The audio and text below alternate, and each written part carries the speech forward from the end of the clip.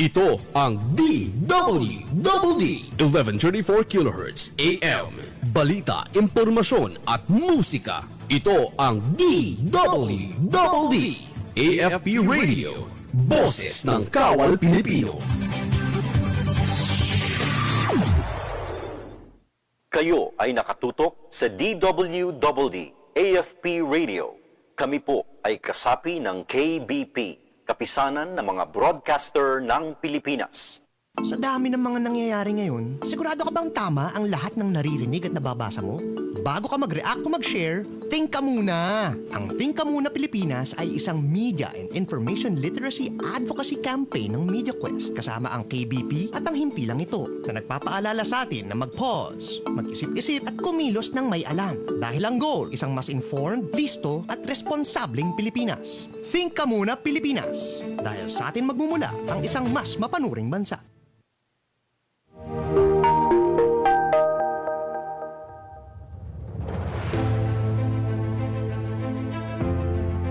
Maraming salamat po sa inyong walang sawang suporta.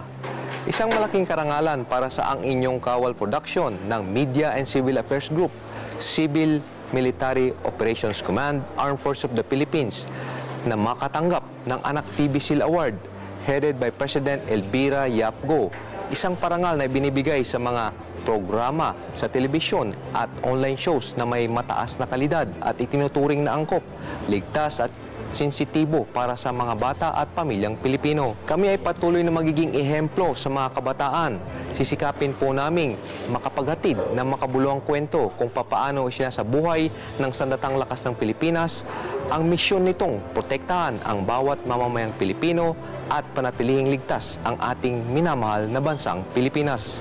Maraming salamat po. To God be all the glory.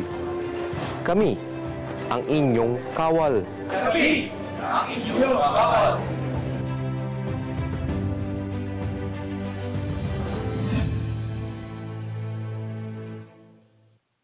Tinataboy kami doon. Atin po yan. Wow, minis ka na namin. Ang tatay ko ay nawala sa Scarborough Shoal. Ngayong Sabado sa ang inyong kawal. Ating karagatan, ating karapatan, ating kinabukasan.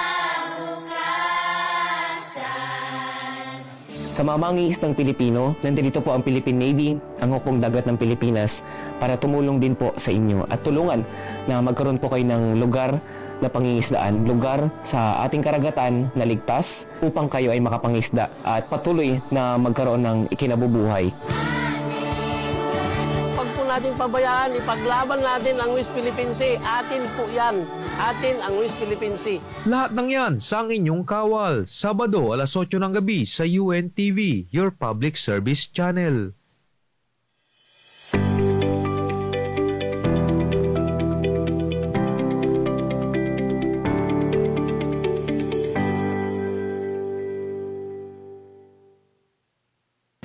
Mga katropa, alam mo ba na ang DWD 1134 kHz AFP Radio ay ang opisyal na radio station ng Sandatahang Lakas ng Pilipinas na binubuo ng Army, Navy at Air Force na siyang maghahatid sa inyo ng mga balita mula sa ating Armed Forces at iba pang impormasyon. Mga katropa, hanapin at ilike kami sa Facebook, Twitter at YouTube. DWD AFP Radio, ang boses ng Kawal Pilipino.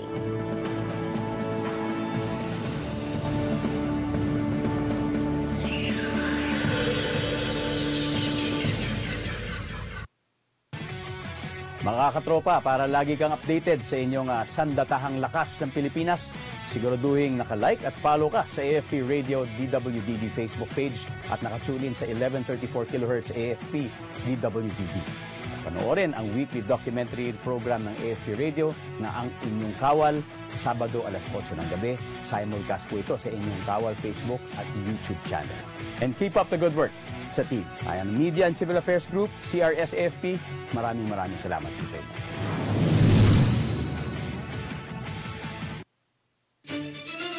Pakinggan ang mga pinapapanahong balita sa News Express, Martes hanggang Biyernes, alas 4 ng hapon, dito lang sa DWWD, Armed Forces Radio, boses ng Kawal Pilipino. Mga pinakamaiinit na balita, mga usap-usapan sa loob at labas ng bansa.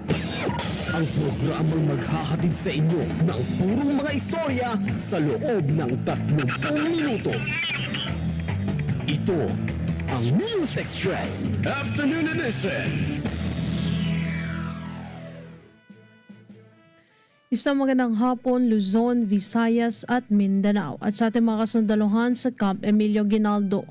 Ngayon po ay araw ng Biyernes, ika-24 ng Abril 2026. Kami ay maghatid sa inyo na mainit na balita mula sa ating Armed Forces at iba pang impormasyon. Kami ang inyong mga kasama sa oras na ito, kung inyong katropang Erika, magbabalita para sa News Express. Mga katropa, huwag kalimutang i-like at i-share ang ating Facebook page, AP Radio DWDD. Lagi rin po nating antabayanan ang aming episode ng Ang Inyong Kawal tuwing alas 8 ng gabi, Sabado sa UNTV. Mga katropa, magtungo na tayo sa ulo na may init na balita. DWDD Armed Forces News. Defense Secretary Chodoro mariing kinondena ang naging aksyon ng mga UST student activists sa mga tauhan ng PAF. DWDD Armed Forces News. Bagong pasilidad ng Philippine Air Force sa Pag-asa Island, pinasinayaan. DWDD National News. On-site onboarding para sa mga service contracting program tuloy ngayong araw. DWDD National News. At higit sa 67,000 na indigent senior citizens sa Eastern Visayas nakatanggap na ng social pension. DWDD Armed Forces News. Para sa mga detalye ay mariing kinondena ni Department of National Defense Secretary Gilberto Chodoro Jr. ang mga aktivistang nakuhanan na nakikipagsagutan sa ilang tauhan ng Philippine Air Force sa ika-45 anibersaryo ng University of Santo Tomas. Matatandaan na nag-viral ang insidente matapos mauwi sa sagutan ang paninita ng isang philosophy freshman sa exhibit na ginawa ng PAF. Kinwestiyon din ng ilang miyembro ng grupo ang pagbibida ng kasundaluhan sa ilang mga kagamitan, armas at kasuotan na siyang ginagamit sa mga operasyon laban sa rebeldeng grupo. Ayon kay Chodoro ay nararapat lamang na disiplinahin ang mga naturang estudyante na nambasto sa ilang opisyal na tauhan ng Philippine Air Force, lalo pat mismong ang universidad ang nag-imbita sa mga ito. DWDD Armed Forces News. Samantala, pinasinayaan ni Philippine Air Force Commanding General Lieutenant General Arthur Cordura ang pagtatayo ng bagong basing support system facility. Ito po ay tinayo sa Pag-asa Island sa Kalayaan, Palawan. Ayon kay CG Papay, malaking hakbang ang proyekto upang mapalakas ang kakayahan ng hukbong panghimpapawid sa mas tuloy-tuloy at maaasahang operasyon sa West Philippine Sea. Dagdag pa ng opisyal sa tulong ng bagong pasilidad ay matutugunan nito ang nooy limitadong operasyon ng unit, kaya't mas magiging epesyente ang kanilang mission support sa lugar. Ang naturang proyekto ay naisakatuparan sa koordinasyon ng Armed Forces of the Philippines, MAMSAR Construction Corporation at lokal na pamalaan ng Palawan. DWDD Armed Forces News. Armed Forces Radio. Mga katropa, balita mula sa Basang Himpilan. LMP Iloilo binigyang pagkilala si 3rd ID Commander. Ang mga detalye kay Katropang Mike.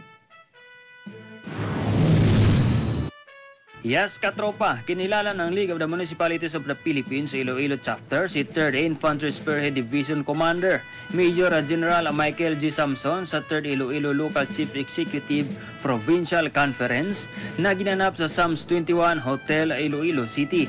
Ipinipresenta kay Major General Samson ang Resolution Number 2026-007 Series of 2006 bilang pagkilala sa pamumuno, serbisyo at kontribusyon nito sa kapayapaan, seguridad at kaayusan sa Western Negros. Mula sa nasabing komprehensiya, ibinahagi rin ni Major General Samson ang kasalukuyang peace and security situation sa Panay Island at binigyang diin ang patuloy na pagdeklara ng mga probinsya ng Panay bilang stable internal peace and security status kabilang na ang Iloilo. Samantala, nagpaabot din ng pasasalamat si Major General Samson sa mga local chief executives sa pagganap ng gampanin nitong tiyakin ang peace and stability sa rehiyon. At yan muna ang mga balita mula sa labas ng himpilan. Ako ang inyong katropang Mike, nagbabalita para sa DWWD Armed Forces Radio, ang boses ng Kawal Pilipino. Maraming salamat, katropang Mike. DWWD Armed Forces News. Mga katropa, tahasang bumuelta si Department of National Defense Secretary Gilberto Chudoro Jr. Ito ay hinggil sa umano'y pagdudumi ng Pilipinas sa Ayungin Shoal. Hinamon ni Chudoro ang China na patunayan ang mga ibinabato nitong akusasyon.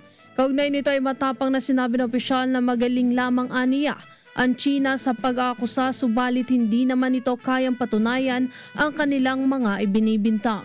Ang nasabing pahayag ay ginawa ng kalihim makarang ilabas ng Chinese Embassy ang video ng umano'y pagtatapon ng basura ng mga sundalo nakahimpil sa BRP Sierra Madre, gayon din sa isang barko ng Philippine Coast Guard. Kasunod nito ay sinalag din ito ang pagbabatikos ng China sa nagpapatuloy na balikatan exercises na tila paglalaro ng apoy ng Pilipinas. DWWD Armed Forces News. Samantala, matagumpay na na-recover ng 38th Infantry Battalion ang 4 na mataas na kalibre ng armas sa isinagawang combat patrol sa Barangay Libutan, Mamasapano, Maguindanao del Sur. Ang operasyon ay isinagawa kasunod ng ulat mula sa mga residente hinggil sa naganap na palitan ng putok sa pagitan ng dalawang magkakaalitang armadong grupo. Kaugnay nito ay agad na nagsagawa ng clearing operations ang tropa, kung saan ay natagpuan at nasamsam ang mga iniwang armas at kagamitang pandigma. Kabilang sa mga na-recover ang isang mini UC na may kasamang magazine, isang carbine rifle, isang rocket propeller grenade at isang M79 grenade launcher. DWWD Armed Forces News. Armed Forces Radio. Samantala, isang balita rin ang nakalap ng ating katropan si Zai, kaugnay sa 1st MEF USMC Commander bumisita sa Western Command.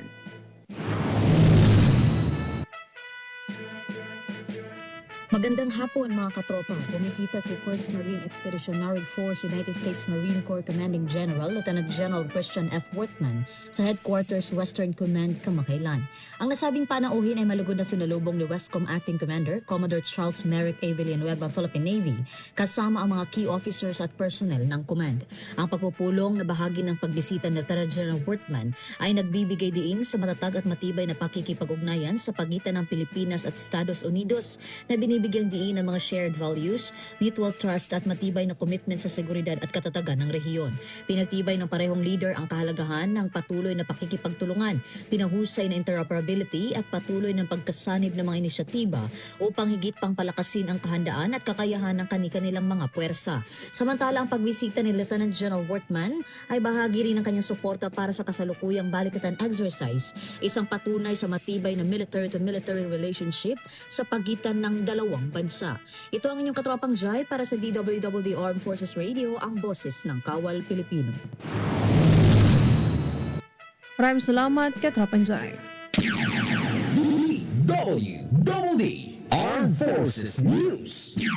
Samantala, mga katropa, ay nakaisa ang Charlie Company ng 90th Infantry Battalion sa matagumpay na medical at dental mission ng VMC Asian College Foundation Incorporation. Ito ay sa pamamagitan ng National Service Training Program sa Ampatuan, Maguindanao del Sur. Kabilang sa inihatid ang libreng serbisyong pangkalusugan at pangkalinisan sa mga residente ng komunidad, partikular na sa mga kabataan. Layunin ng programa na itaguyod ang kalusugan, wastong kalinisan at pangkalatang kapakanan ng mamamayan na magsisilbing daan upang higit pang mapalakas ang kamalayan ng publiko hinggil sa kahalagahan ng serbisyong pangkalusugan. DWDD National News. Samantala para sa ating mga pambansang balita ay dumami ang mga driver at operator na nagpahayag ng interes na lumipat sa paggamit ng electric vehicles. Kasunod ito ng paglulunsad ng 2 bilyong e-transport loan program ng pamahalaan. Ayon kay Department of Trade and Industry Secretary Cristina Roque, ay marami operator at driver ng taxi at jeepney ang lumapit sa ahensya ng ilunsad ang programa noong Abril 21. Paliwanag ng DTI ay pangunahing dahilan ng pagdagsa ng interes ay ang mataas na presyo ng petrolyo na nakakaapekto sa kita ng mga driver at operator. DWDD Armed Forces News. Armed Forces Radio. Mga katropa, mula sa Blanlinya ay ating pakinggan si Katropan Zina, kaugnay sa 3rd ID Commander, kinilalang katapangan ng sundalong sugatan sa engkwentro sa Toboso, Negros Occidental. Yes, katropa, ginawaran ni 3rd Infantry Spearhead Division Commander Major General Michael G. Samson ng Wounded Personnel Medal ang isang sundalong sugatan sa engkwentro laban sa mga Communist Terrorist Group sa Toboso, Negros Occidental, kamakailan. Ang nasabing tropa ay nagtamo ng gunshot wounds sa parehong balikat at kasalukuyang nagpapagaling. Kinilala ni Major General Samson ang kabayanihan at katapangan ng nasabing sundalo at ng iba pang mga tropang bahagi ng operasyon na nagresulta sa pagkakasawi ng 19 na miyembro ng dismantled Northern Negros Front, Committing Region Negros at pagkakarecover ng iba't ibang mga kagamitang pandigma. Samantala, binigyan din ni Major General Samson ang commitment ng Army sa pagpanatili ng kapayapaan at kaligtasan sa Negros Occidental. Mula sa labas ng himpilan, ako ang inyong katropang Gina nag-uulat para sa DWDD Armed Forces Radio, ang boses ng Kawal Pilipino. Maraming salamat, Katropan Gina.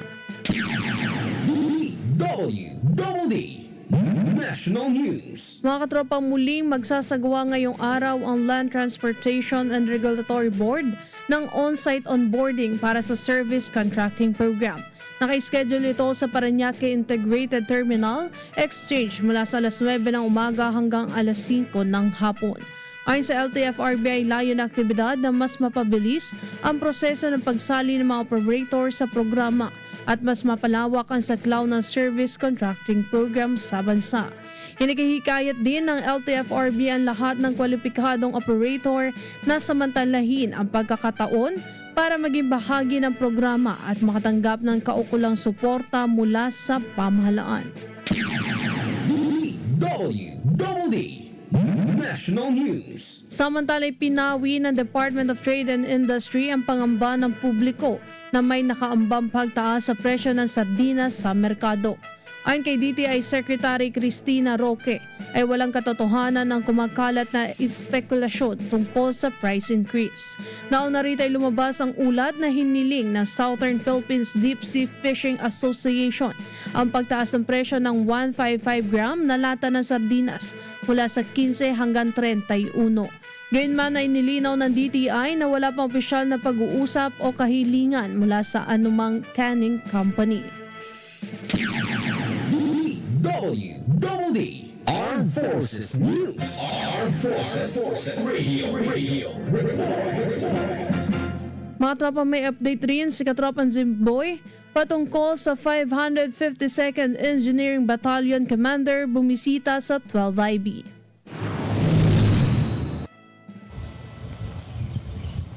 Yes, katropa, bumisita si 552nd Engineer Battalion Commanding Officer Lieutenant Colonel Jose Celito Carlo Homer T. Vida Deport sa himpilan ng 12th Infantry Ling M Battalion sa Camp General Severino S. Carrion, Barangay Libot, Kalinog, Iloilo, Kamakailan. Ang pagpupulong ay nagsilbing daan upang mapalakas ang koordinasyon at pagkikipagtulungan sa pagitan ng dalawang unit. Mula sa nasabing aktibidad ay tinalakay ng dalawang unit ang kasalukuyan camp situation at ang proposed construction ng bagong personnel barracks na naglalayong mas ayusin ang living condition at kapakanan ng bawat tropang nakadestino sa lugar. Samantala, tampok sa aktibidad ang patuloy na pagsisikap ng hukbong katihan ng Pilipinas na pagbutihin ang kapakanan ng mga sundalo at palakasin ang pakikipagtulungan sa pagitan ng mga unit nito bilang suporta sa misyon nitong paglingkuran ang mamamayang Pilipino at pangalagaan ang bayan. At yan muna ang balita sa labas ng Ipilan. Ako po si Katropang Jimboy mula sa DWWD Armed Forces Radio, ang boses ng Kawal Pilipino. Maraming salamat, Katropang Jimboy. DWWD National News. Samantala ay may higpit na ipatutupad ng Department of the Interior and Local Government ang 3 antas na monitoring sa mga proyektong ipinatutupad ng mga local government units sa ilalim ng Local Government Support Funds sa buong bansa. Kabilang sa mga mekanismo ang real-time tracking sa pamamagitan ng portal, third-party monitoring sa tulong ng civil society organizations, at pagbuo ng local project monitoring committees. Lain nitong matiyak ang tamang paggamit na mahigit 57 bilyon na pondo ng pamahalaan at maiwasan ang anumang uri ng katiwalian sa implementasyon ng mga proyekto. Ang LGSF ay nagmula sa pambansang budget at ginagamit upang pondohan ang mga mahalagang infrastruktura at serbisyo ng LGUs. DWWD National News. Samantala ay nakatanggap na ng social pension ng kabuuang higit 67,000 na may hirap na senior citizens sa Eastern Visayas. Ito ay matapos matagumpay na maipamahagi ng Department of Social Welfare and Development Field Office 8 ang kanilang social pension para sa unang quarter ng 2026. Bawat benepisyaryo ay tumanggap ng 3,000 na katumbas ng 1,000 buwan ng stipend. Umabot naman sa higit 200 milyon ang naipamahagi sa buong rehiyon. Ayon sa Social Pension Program Management Office, ay sinasagawa na ang pagproseso ng pondo para sa mga natitirang LGU. Ito ay sa pamamagitan ng transfer of funds at target itong makumpleto bago matapos ang Abril. DWWD Armed Forces News. Armed Forces Radio. Mga tropa, para siyang babang balita, 3rd CMO Battalion nagsagawa ng relief operation sa mga pamilyang inilikas sa Barangay San Jose, Toboso, Negros Occidental. Ang mga detalye kay Katropang JL. Nagsagawa ng relief operation ng 3rd Civil Military Operations Battalion katuwa ang 79 Infantry Masaligan Battalion sa mga internally displaced persons at mga pamilyang inilikas kasunod ang enkwentro na ganap sa Barangay San Jose, Toboso, Negros Occidental. Ang nasabing inisyatiba ay sinagawa kasama ang Toboso Municipal Police Station, mga kinatawan mula sa Department of Social Welfare and Development, Department of Health, and Negros Occidental Provincial Social Welfare and Development Office at ang Barangay Council ng San Jose. Kabilang sa mga serbisyong ipinaabot sa mga IDPs ay ang stress debriefing, medical check-ups, recreational activities at community awareness, fees, law enforcement, and development support sessions. Samantala, 74 na pamilya o 353 mga individual ang nakatanggap ng mga nabanggit na mga assistance at nabahagian ng mga food packs, kitchenware, sleeping kits at hygiene kits. Ito ang inyong katropang JL nagbabalita para sa DWWD AFP Radio, ang boses ng Kawal Pilipino. Maraming salamat, Katropang JL. DWWD National News. Mga katropa, babiyahe na ng Japan si Pangulong Ferdinand Marcos Jr. mula May 26 hanggang 29 kasama si First Lady Liza Raneta Marcos sa imbitasyon na din ng Japanese government. Sasalubong sa Pangulo at unang ginang ang Emperor at Empress ng Japan sa Imperial Palace, kung saan ay sasagawa ang welcome ceremony at state call, kabilang na ang state banquet bilang parangal sa delegasyon ng Pilipinas. Kasama din sa schedule sa aktibidad ng Pangulo ang bilateral meeting nila Prime Minister Sanei Takaichi.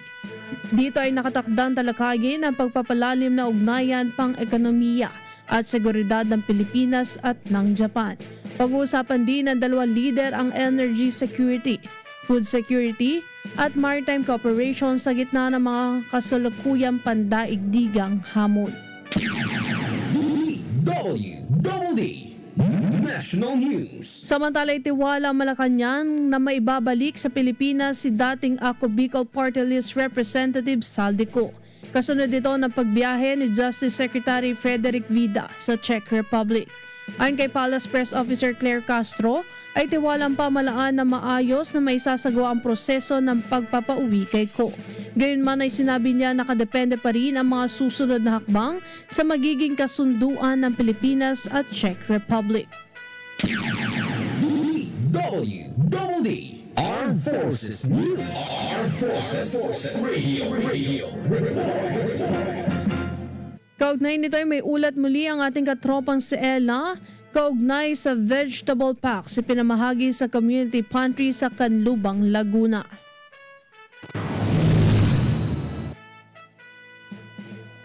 Maraming salamat katropa. Daang residente sa Barangay Canlubang sa Laguna ang tumanggap ng libreng vegetable packs mula sa kanilang pamahalaang panlalawigan. Layunin ng aktibidad na makapaglaan ng agarang tulong sa mga mahihirap na residente ng barangay at makatugon sa kakulangan nila ng pagkain. Katuwang ang mga opisyal ng Barangay Canlubang, kabilang sa mga ipinamahagi ay ang sariwang gulay na bahagi din ng kanilang kampanya para sa nutrisyon ng probinsya. Sa kanilang kalatas, binigyang diin ni Governor Sol Aragones na nais nilang palakasin ang tulong pangkalusugan sa higit 43,000 populasyon ng barangay. Ang vegetable packs ay initial lamang para sa planong pangmatagalang programa ng kalusugan kasabay ng pagtatayo ng libreng butika sa komunidad. Ako ang inyong katropang Ella Mercado para sa DWDD Armed Forces Radio, Boses ng Kawal Pilipino. Maraming salamat katropang Ella. DWDD National News. Mga katropa, ay sinulong ni House Deputy Speaker at Trade Union Congress of the Philippines Party List Representative Raymond Democrito Mendoza na huwag kaltasan ng buwis ang sweldong 50,000 piso pababa. Nakapalob ito sa inihain ni Mendoza na House Bill Number 8860 o PATAS Act. Lain itong itaas hanggang 600,000 kada taon ang income tax exemption ng mga lower middle income earners. Sabi ni Mendoza, ang mawawalang koleksyon dito ay babawiin sa buwis na ipapataw sa mga bilyonaryo at malalaking kita ng mga kumpanya na langis at enerhiya sa ilalim ng panukalang Solidarity Wealth Tax. DWDD National News. Samantala, patuloy na naapektuhan ang kalidad ng hangin sa Metro Manila. Ito ay dahil sa mga smoldering conditions mula sa sunog sa Navotas landfill. Ayon sa Philippine Space Agency, ay hindi pa bumabalik sa normal na antas ang kalidad ng hangin base sa kanilang satellite monitoring. Ang mga satellite data ay nagpapakita ng mataas na antas ng nitrogen dioxide, isang pollutant na resulta ng pagkasunog. Kabilang ang Valenzuela City sa mga pinapektadong lugar na nagtala ng Very Unhealthy Air Quality Index. DWDD Armed Forces News. Armed Forces Radio. Mga katropa, may pahabol na ulat si Katropan Zen patungkol sa motorcycle rider na asawi ng tambangan sa matalahib na bahagi ng Sitio Paitan sa Mulanay, Quezon. Salamat katropa, isang motorcycle rider na agad na nasawi matapos ng tambangan sa madamong bahagi ng Sitio Paitan, Barangay Santa Rosa, bayan ng Mulanay, lalawigan ng Quezon. Sa ulat ng mga otoridad, dakong alas 9 kagabi ng isang tawag mula sa isang concerned citizen ang tinanggap ng kapulisiyang kaugnay ng insidente. Sa pagresponde ng kapulisyan sa lugar, tumampad ang wala ng buhay na katawan nitong biktimang kinilalang si alias Dario, residente naman ng Barangay Pulo sa naturanding bayan. Nabatid na dakong alas 8:40 nang binabagtas ng biktima ang kabahan ng Sitio Paitan patungo naman sa Barangay Bulo nang biglang lumutang ang di kilalang suspect dito nga sa matalahib na lugar ng insidente. Gamit ang posibleng matigas na bagay at paulit-ulit na sinaksak si Dario sa kanyang mukha na naging dahilan agad itong pagkasawi. Isang malalimang investigasyon ang sinaguan ng mga kapulisyan samantalang isang manhunt operation ang nilusad sa ikadarakip naman ng di kilalang suspect.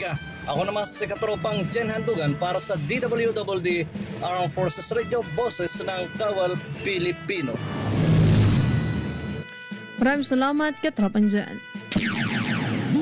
DWDD National News. At para po sa ating huling pambansang balita ay patutupad na rin ng No Contact Apprehension Policy o NCAP para labanan ang illegal parking. Gayun din ang irresponsableng pagtatapon ng basura sa Kamaynilaan. Ayon kay MMDA General Manager Nicolas Torre III, ay dati naman nang pinatutupad ang mga ordinansa sa mga nagtatapon ng basura. Gayun din ang mga ilegal na nakaparadang sasakyan kung saan ay katuwang nila rito ang mga lokal na pamalaan at mga barangay. Ang pinagkaiba lang sa pagkakataon na ito ay ang paggamit nila ng kamera at pagproseso sa mga mahuhuling lalabag. Paliwanag ni Torre ay nais nilang maging maayos at mahigpit ang pagpapatupad ng NCAP upang mapanatili ang disiplina. Nabatid na gamit ng makabagong teknolohiya at artificial intelligence. Malinaw na nakikita ang mga lumalabag kapag ginagamitan ng zoom ang kamera. DWD Armed Forces News. At yan mga tropa, mga mainit na balita mula sa ating Armed Forces. Magsama-sama muli tayo sa susunod na linggo para sa iba pang impormasyon. Maraming salamat po sa mga umantabay sa ating himpilan, 1134 kHz, at sa ating Facebook page, AP Radio DWDD. Muli ito ang inyong katropang Erica R. Samadan at ito ang News Express. Hatid sa inyo ng Armed Forces Radio, ang boses ng Kawal Pilipino. Pakinggan ang mga pinapapanahong balita sa News Express, Martes hanggang Biyernes, alas 4 ng hapon, dito lang sa DWDD, Armed Forces Radio, boses ng Kawal Pilipino.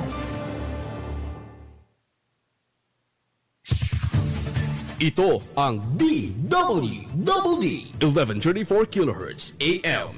Balita, impormasyon at musika. Ito ang DWDD AFP Radio. Boses ng Kawal Pilipino.